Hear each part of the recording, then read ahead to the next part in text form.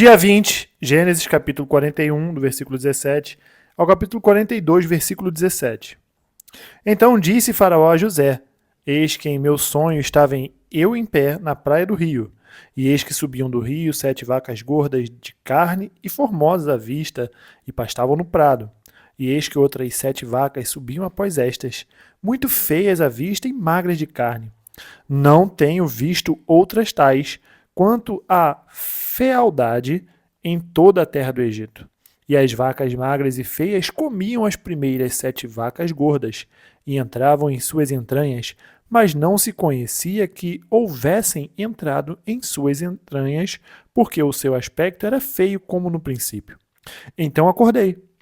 Depois vi em meu sonho, e eis que de um mesmo pé subiam 7 espigas cheias e boas, e eis que 7 espigas secas, miúdas e queimadas do vento oriental, brotavam após elas, e as 7 espigas miúdas devoravam as 7 espigas boas.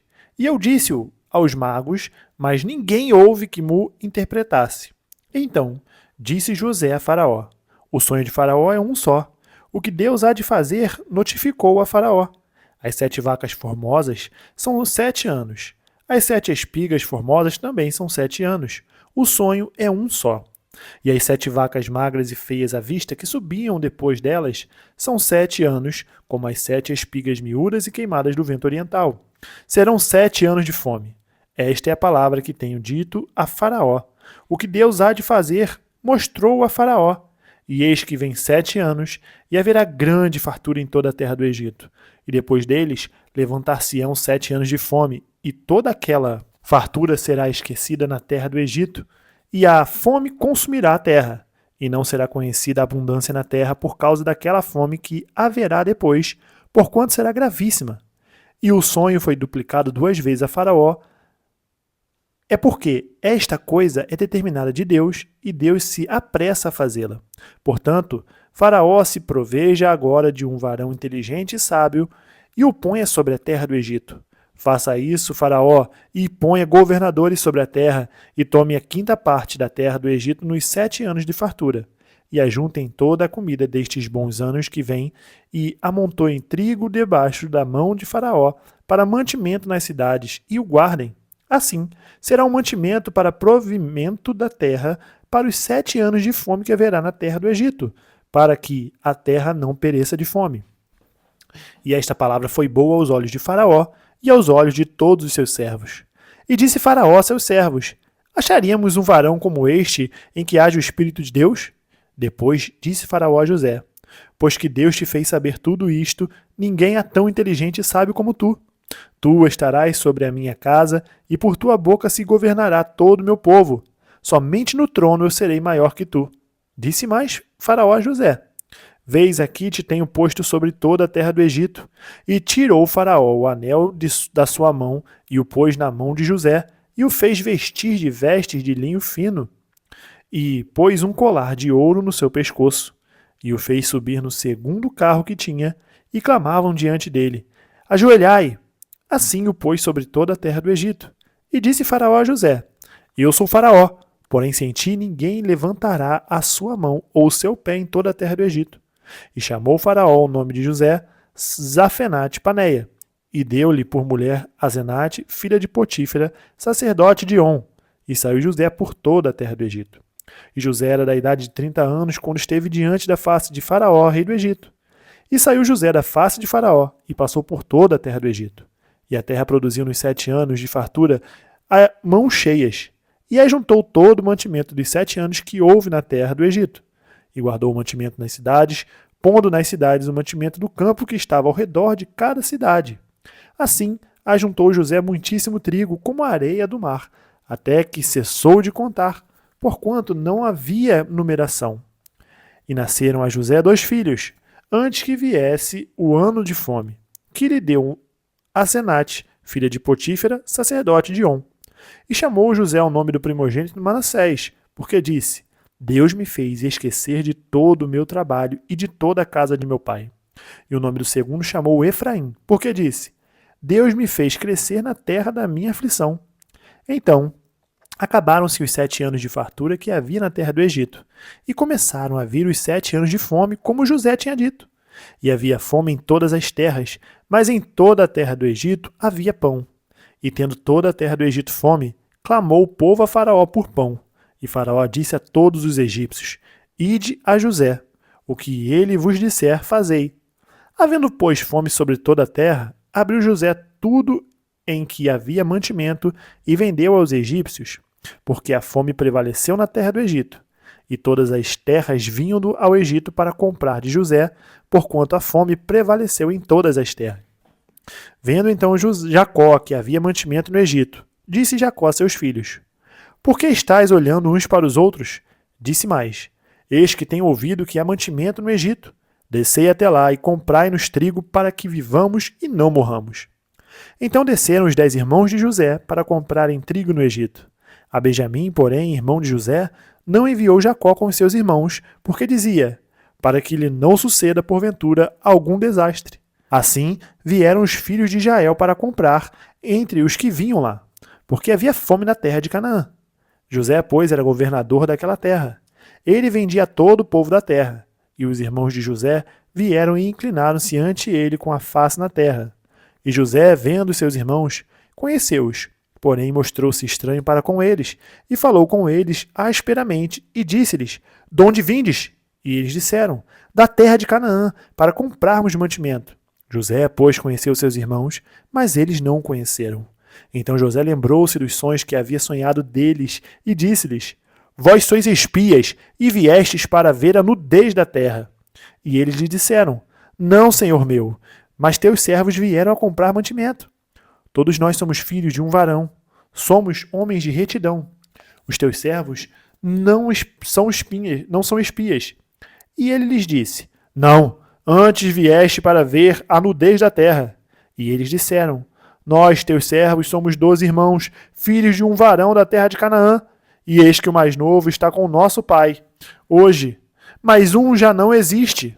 Então lhes disse José: Isto é o que vos tenho dito, dizendo que sois espias.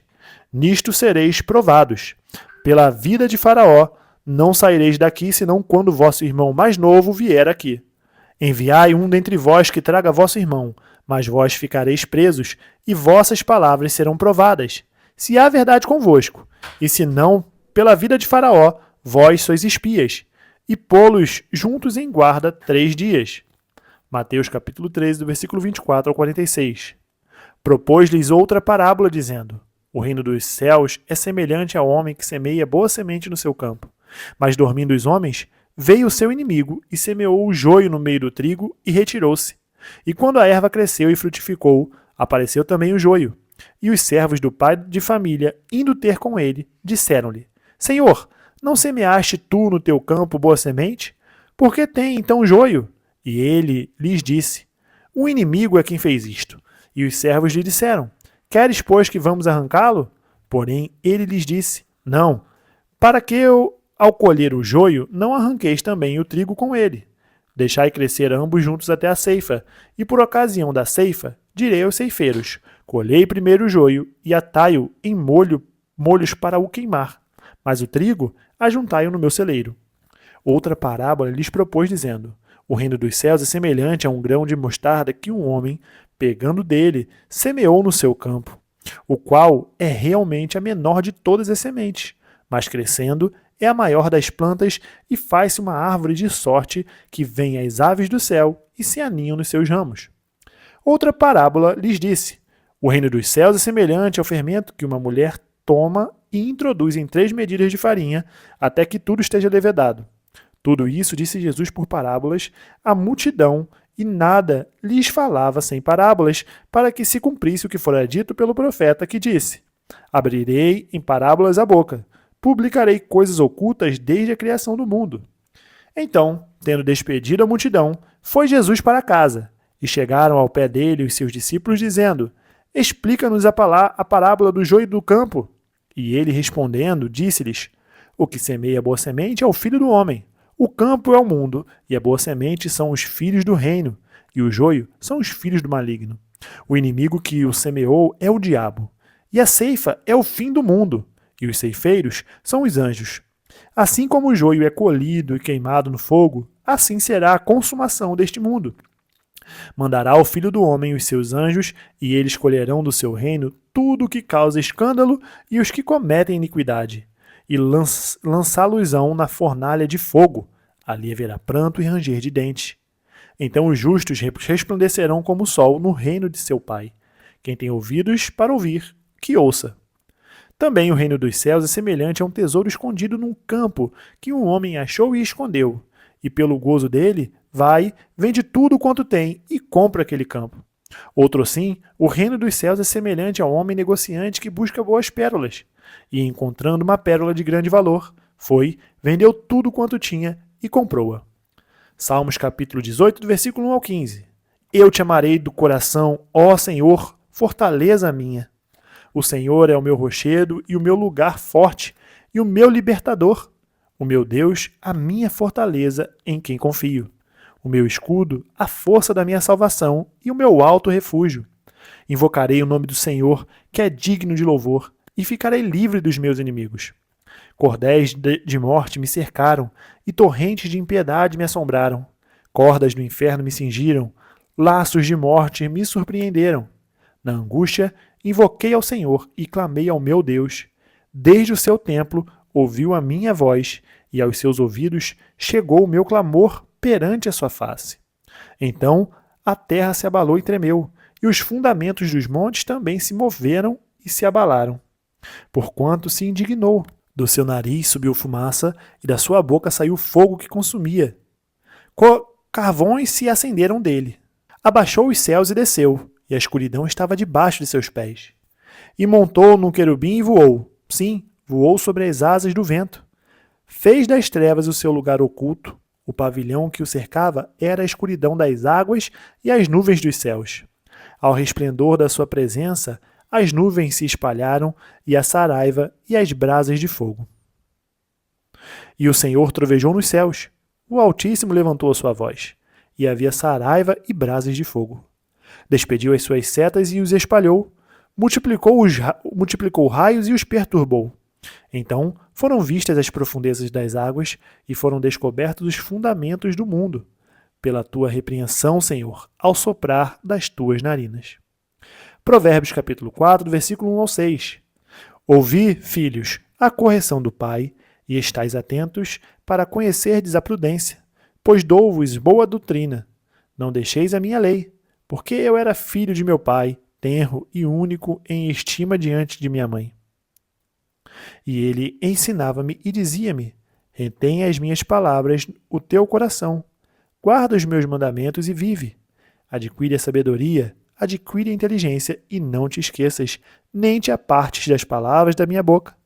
Não desampares a sabedoria e ela te guardará. Ama e ela te conservará. Terminamos o dia 20 e nós nos vemos amanhã no dia 21. Até mais.